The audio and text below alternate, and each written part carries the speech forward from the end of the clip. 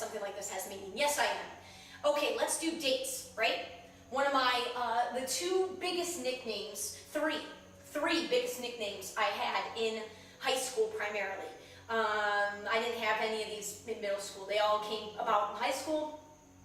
Were Rain Man, Chatterbox, and Super Noune. Chatterbox, obvious, don't need to expand. Rain Man, probably obvious, but maybe not, because I know that at some point, sooner probably rather than later, this is going to attract some younger fans as well. It already has, and a few of my students that have let me know. A few of my former students who are only 17, 18 years old. Rain Man was a movie in 1988, I believe, starring Dustin Hoffman and Tom Cruise. And I believe Dustin Hoffman was nominated for an Oscar, if not actually won the Oscar for Best Performance, playing an autistic man. And high-level, high-functioning autistic man.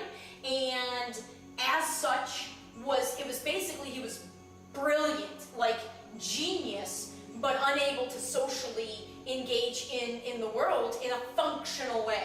So I have always, by nature, remembered as many details as possible about every part of my life, and it happened naturally. It's like that was enjoyment and fun for me. I just freaking loved it, and I think at some level I've always known there was a reason, a much bigger reason for my doing that, for my capability to do it, for my desire to do it, and for the crazy enjoyment of it. Like, I seriously, nothing makes me happier. Like, that's what I feel like I'm about to spend the whole rest of my life doing, is weaving together these amazing pieces of art in brand new ways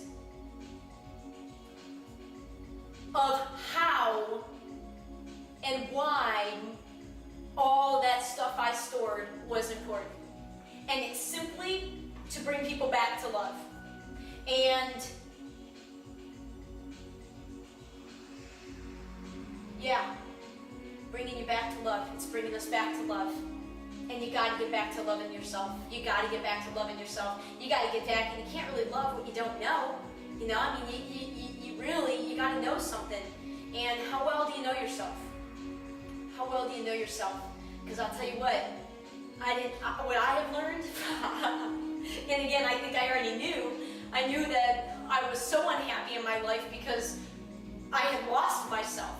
I thought I knew myself, and then I sold out on myself, and I was pretty conscious of when I first sold out on myself at about 22 years old, and it was almost like then I couldn't forgive myself for the original sellout, so I just kept trying to make my sellout story work, and I got further and further and further away from who I really am. And that was it really, really started when I was 13. Is sort of on some level when I first became conscious of losing the spirit, but then a huge thing happened at 19 where another chunk of the light went out, and then at 21, 22, there was some just really, really big, and I essentially shut down. I shut down my growth, my expansion, mostly because emotionally I shut down. I shut my heart down. I had experienced the greatest love of my life, and at some level it wasn't my dream, but because it wasn't physical, and I was a young woman, but I was a woman, I freaking wanted it to be physical.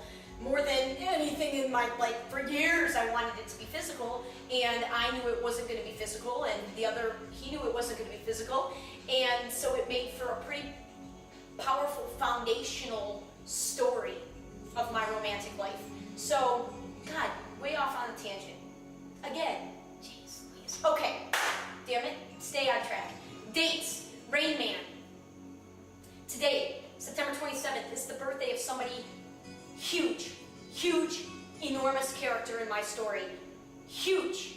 Like, without her and the lessons I've gained from our relationship over, let's see, we've only known each other for, when did I first meet her? 5.5 years? 5.5 years, okay? And just monumental. And I've been pretty aware of it almost that entire time, but at a huge level for the past year and a half, I've been aware of, on this much greater level, what our relationship really is. It's deep. It's beyond this life.